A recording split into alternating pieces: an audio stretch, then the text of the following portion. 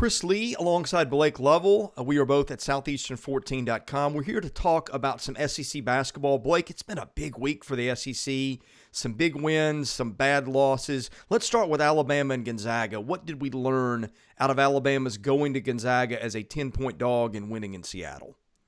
Yeah, I don't remember exactly what we said going into that game, but I think one of the things we mentioned was the thing about Alabama, and I do remember saying that it was, it's just very unpredictable when I think you're trying to figure out a game like that earlier in the season. But the one thing that made it even more unpredictable is that exactly what we talked about in terms of what Alabama can do in terms of just scoring. And, we saw that in this game. They hit 13 threes. They didn't turn the ball over as much. Jaden Shackelford was just fantastic as usual. He's now back to my front runner, by the way, for the SEC Player of the Year. Which we had preseason. And by the way, let me interject a little bit. We called out their guards. We said the three-point shooting has got to get a little better. And those three, Jaden Shackelford, Javon Quinterly, and J.D. Davison combined for 65 points in that one. So they must have been listening to us, right? Well, we said it. For them to win, they're going to have to shoot the ball pretty well. And that's not to say that they're not skilled enough to win without it, but it's like they can beat anyone in the country. And I do think we said this exactly, was they can beat anyone when they're shooting the ball well, and they have, their guards are as good as they are, and they're the best in the SEC probably, one of the best in the country. There's no doubt in terms of just that trio itself. So I think from that standpoint, I don't think it was that surprising, because we knew if they played like that, they could win the game. But it's a significant win any way you look at it. There's no other way to put it. It's the best win for anyone, this season, I would say, to this point, certainly in the SEC, but maybe nationally when you look at it. It's just such an impressive win. So yeah, Alabama right back at the top of the power rankings for this week. No surprise there, as the previous number one slid on down a little bit. Okay, I feel like I go to Georgia and Florida, and now we've jinxed the Gators. Because ever since we put them at that one spot, which I still couldn't believe you did it. I wasn't arguing with you. I did put it with a caveat, though. You did. And the Gators go and lose at Oklahoma, and worse, lose to an 0-7 Texas Southern team is, I think, a 23.5-point favorite. Didn't just lose that one, lost by 15, and I believe we're down 20 in the second half. What the heck? Well, again, I've never, the trust factor is just not, it's just not there. And I mentioned putting them at number one. I said, obviously the reason we're putting them at number one is because they had the best win. Really their pair wins, and that was sort of the reason why we put Florida there. It's like, all right, they beat Ohio State. They beat Florida State the way they did. Anyway, slice it, the Ohio State win is still impressive. But we said it's not like they haven't gotten to that spot before. They've been the number one team in the country under Mike White before. They've been not just the best team in the SEC, but they've been to the top nationally before, just in terms of how they played. I think it was the Kulichov team and Chioza and those guys that year. But consistency has just not been there at all. And that's what I said. It's like, hey, they're here at number one, but the issue is that's not anything new. We know they're good enough to get there, but can they stay there?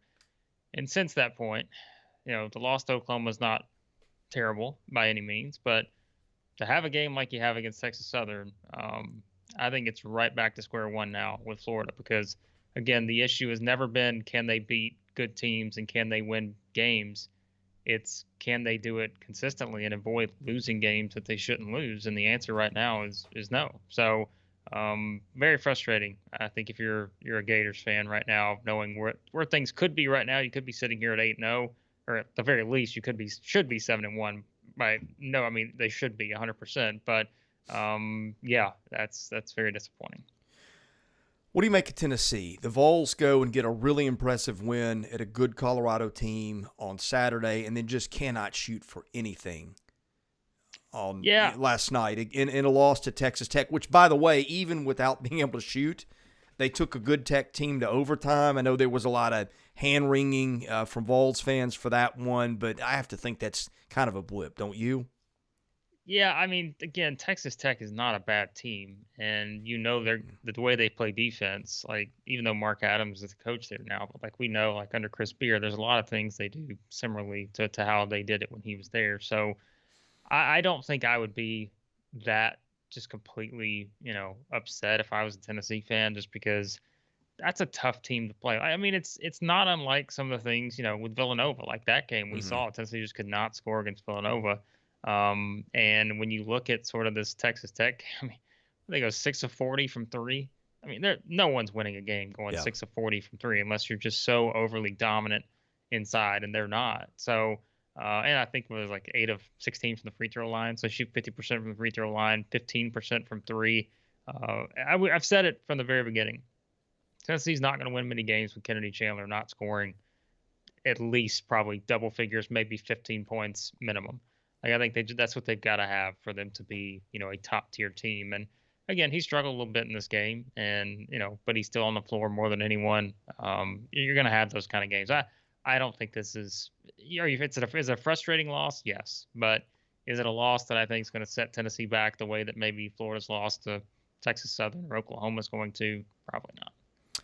Two unbeaten teams left in the SEC right now. One is LSU, one's Arkansas. Neither has played a murderer's row schedule. They've each got a couple of potential NIT type wins, but I guess the best win between the two of them was LSU's complete obliteration of a Belmont team that's usually in the NCAA tournament. Who's the better of those two teams at the moment? I think it's LSU, because I think they have played a better group of teams overall. Um, I, I hesitate to keep talking about Arkansas in the same way that I have, because they are 9-0. But I think when you look at the numbers, like it's not just us. I think talking about, I mean, they're 9-0, but they're still. If you look at Ken Palm, you look at some of the other numbers that are out there, like they're still behind a lot of the other teams in the Mm. SEC, and I think that's. And again, I don't mean a lot. Like they're still probably sixth now, especially with Florida dropping. So they probably move up to six, probably in most. You look at the data and stuff, but it goes beyond that. Like I said, Arkansas is still just a feel thing for me. Like I think Mm. it's just watching them play. I think they've been impressive, and I always say, right, what is the one thing I talk about is if you're playing inferior competition, you should beat them the way that you should, and they're starting to do that. And so I think you have to give Arkansas credit for that. But I still think you probably slot them still behind that upper tier that Yeah. does include LSU. I think at this point, because as I mentioned, this is easily the best defensive team he's had there. And you said they haven't played a lot of great competition, but it goes back to the eye test for me, and they're not playing terrible competition. Like there are some of these teams, like you said, maybe NIT or better type teams, that they have just completely overwhelmed. And so I think this difference with LSU on defense, they're Yeah. probably the better of the two right now. I would pick them, and always for me it's like, okay, who are you picking in a neutral court game when you try to compare teams like this early? And if you ask me right now, I'd probably take LSU. Yeah, you're seeing a little more separation in those 6 or 7 teams in Ken Palm than you did last week. Arkansas and Florida have dropped off a little bit. What do we have? 6 or 7 teams between 10 and 20 or something like that. It was Yeah. crazy last week. Now, Arkansas and Ken Palm this morning is 25. Florida is 27. But a couple more things before we end this. What do you make of Georgia and Ole Miss beating Memphis in close games? Maybe that's more about Memphis. I don't know. But that was not, especially the Georgia one. I wasn't surprised at Ole Miss, but Georgia I didn't expect. Yeah, just quickly, I want to mention Arkansas does play Oklahoma. We'll probably talk about that this before they play this weekend, but I think that's one that'll be interesting to really tell us a lot more about Arkansas. But I, without taking anything away from Ole Miss or Georgia, I think it's a lot more about Memphis, and where they're at right now. Just a complete, they're just a mess. There's no other way to put it. You know, you lose three straight to Iowa State, Georgia, and Ole Miss. I mean, those are not great teams. Potentially Ole Miss, I think, is probably the best of that bunch. I probably wouldn't even hesitate to say that. I think they Mm-hmm. are. But for Georgia, listen, that was good enough for me to move Georgia ahead of Missouri in our power rankings for the week, even though Wow. Missouri did bounce back with a pretty, significant win. I don't want to say significant in terms of Eastern Illinois is not a great team, but it was the type of win that Missouri needed. I think in that aspect, it was very significant because they needed a blowout win, even against one of the worst teams Ken Palm has right now. I think they're at 349 with Eastern Illinois, but um, I I think Ole Miss, that showed me a little bit more for them beating Memphis because, again, even if Memphis is struggling, that's still one of the most talented teams in the country. And the way that Ole Miss was able to win that game, I think, was good for them. And I think that will, again, that serves to kind of give you a little bit more of a reference point on what you can kind of look at Ole Miss moving forward, what they are and what they could be maybe.